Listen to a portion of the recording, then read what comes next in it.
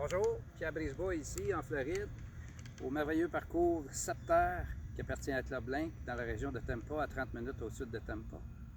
Comme vous avez pu voir, j'étais en train de pratiquer mon jeu de wedge.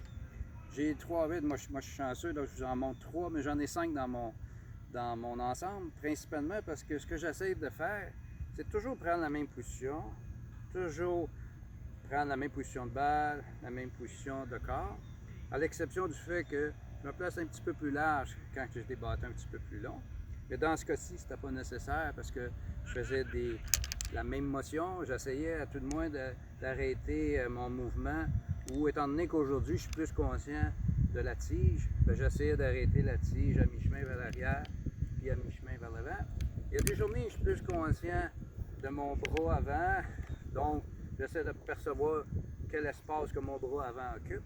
D'autres fois, c'est mon épaule, je suis plus conscient de mon épaule, le degré de rotation de ma colonne vertébrale. D'autres fois, c'est mon bassin. Aujourd'hui, qu'est-ce qui s'est révélé à moi? C'était la conscience de l'espace que mon bâton occupait.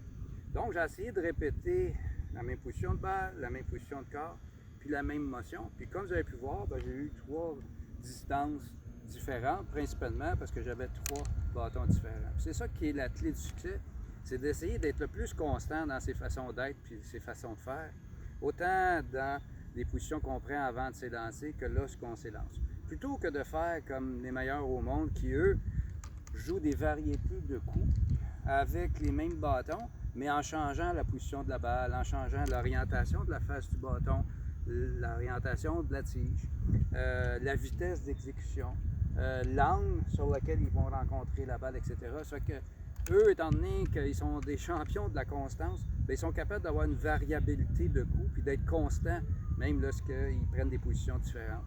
Mais pour nous qui ne jouons pas souvent, qui ne pratiquons pas souvent, c'est beaucoup mieux, je crois, d'apprendre à prendre les mêmes motions, de prendre les mêmes positions, mais de changer de bâton.